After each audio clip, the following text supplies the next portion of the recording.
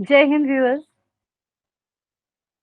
in the continuation of MRO Digest Dialogues, we have with us today Major General Dr. Ashok Kumar, VSM retired. He's a Kargil war veteran. He's a defense expert with special focus on China. He writes extensively in all leading publications with more than 100 articles to his credit. He is visiting Fellow of Claws and has keen interest on equipments related to effective war fighting. Today he is with us on the topic Strategic Connect of Mission Reliable Equipment. Let's learn more about this topic and let's ask him a few questions if he can throw light to us. Wars are the last resort for any nation. However, every nation has to be prepared for it. So, General Ashok Kumar, my question to you is that what role is played by equipment in winning a war? Thank you, ma'am, for giving me this opportunity to speak certain important facets of strategic connect of the equipment, especially pertinent to Indian Defense Forces.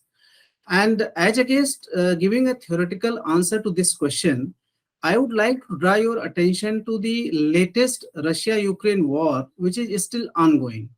Now, if you have been monitoring what all has been written in the media or newspapers or various other platforms, there is not much talk about the strategy adopted or the operational art adopted or the tactical doctrines tried out. What we hear of clearly only about predominantly the equipment part. We have been hearing about the missile defense, whether the Russian missile defense has failed or that of the Ukraine has failed. We have been hearing about the air force and air power, whether the entire air power has been used or not, and if so, how effective it has been.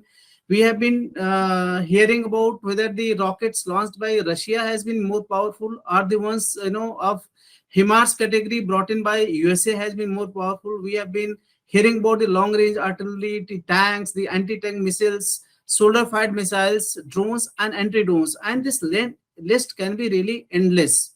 So it is obvious that it is the equipment today which is becomes central to winning the wars. The progress made by Ukraine in reversing even the tide of Russia has been because of its uses of the current equipments in terms of drones, anti-drones, anti-tank missiles, and so many other things. Whereas certain other facets of equipment in case of Russia, where the long 70 to 2 kilometers long tank convoys, got stalled near Kiev, and number of other things happened. So it is the equipment which is going to decide the outcome of war, and therefore, in my considered opinion, this is going to be the most crucial part in winning the not only the current wars but also the future wars. General Ashok, wars and operations are very intense and have a very heavy toll on both men and equipment. Reliability failures of equipment can be catastrophic. How do you define equipment as being mission reliable? That's the most important thing as of now. Ma'am, I must admit that this is a question which needs to be pondered over.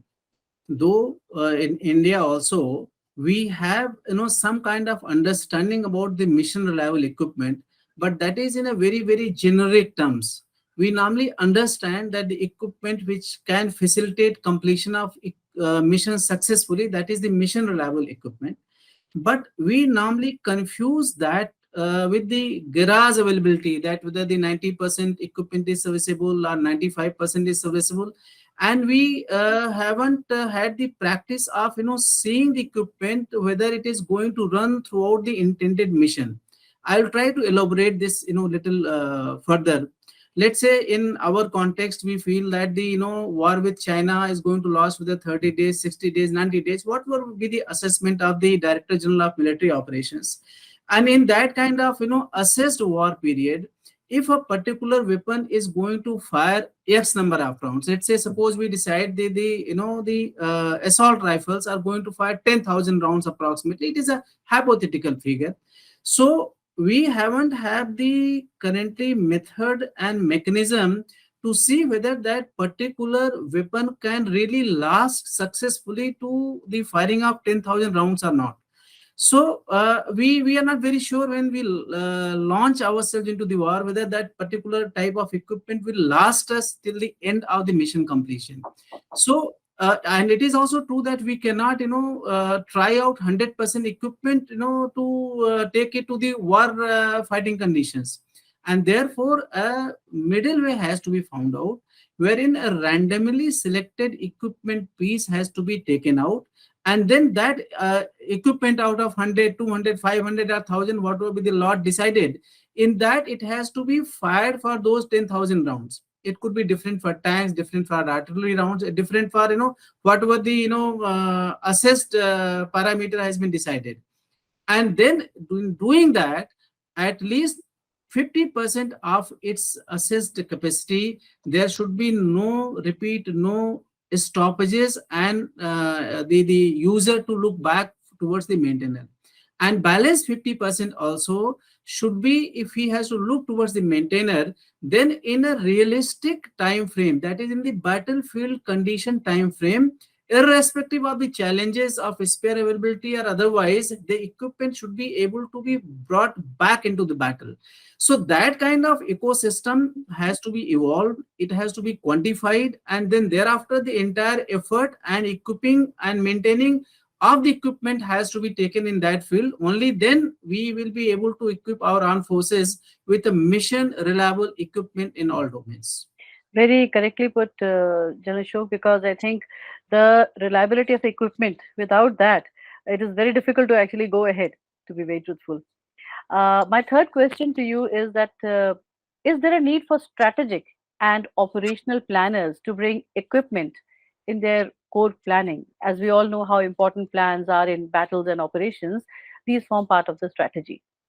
Can you throw some light? Absolutely. In case I have to give you a brief answer, the answer will be yes without second thoughts.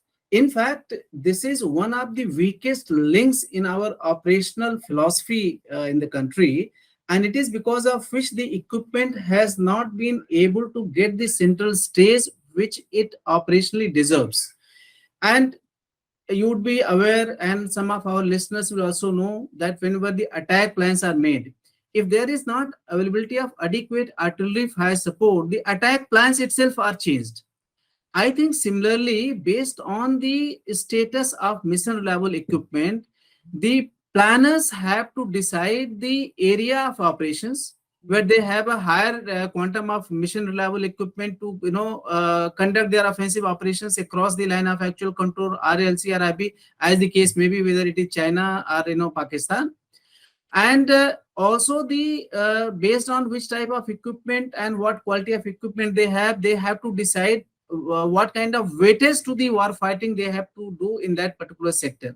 So therefore it is very, very important that whatever equipment we have, based on their mission reliability, we make that as an important planning norm to decide conduct of our operations, whether it is defensive operations or offensive operations. So that is very, very important.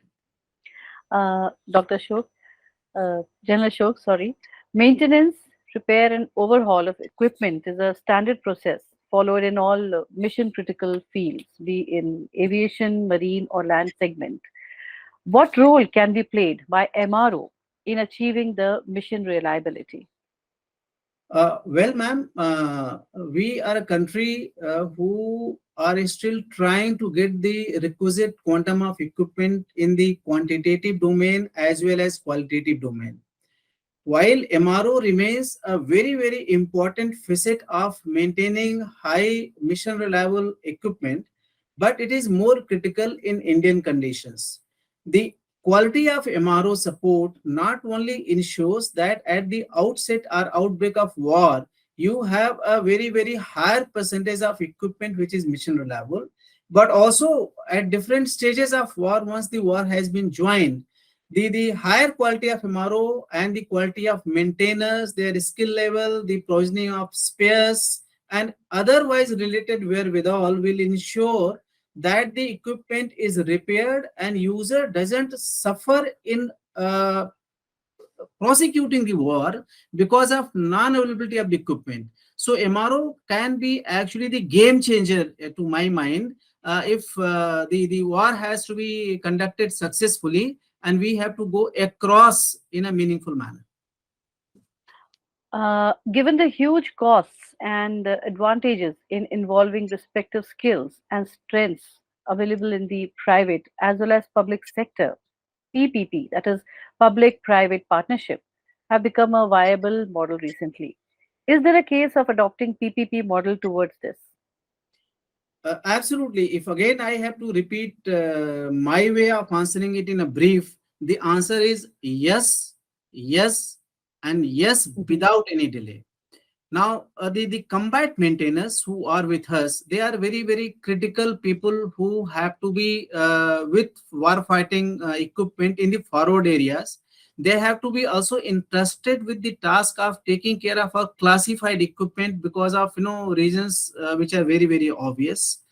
But at the same time, once we are focusing on the indigenization as well as nurturing our private defense industry, we need to encourage them, and we have to be joining hands, because it is we together who are going to hold the strength of nation on a very, very high pedestal. I think the PPP model will be a win-win case for the armed forces as well as industry. We have to share the specs and processes which are very essential for these things to happen. And I am quite confident that the private industry will be equally concerned for the taking care of the national need as are the armed forces. I think it's very, very important. Uh, Thank you, General Ashok, for throwing such important these queries you were answering, and also throwing light on the important issues related to MRO. The topic for today was strategic connect of mission reliable equipment, and I hope the viewers are able to get an insight on this. And we'll be continuing this MRO digest dialogues further ahead. But thank you so much for being with us today, and thank Thank you. you, ma'am. Thank you very much. Thank So you. kind of you.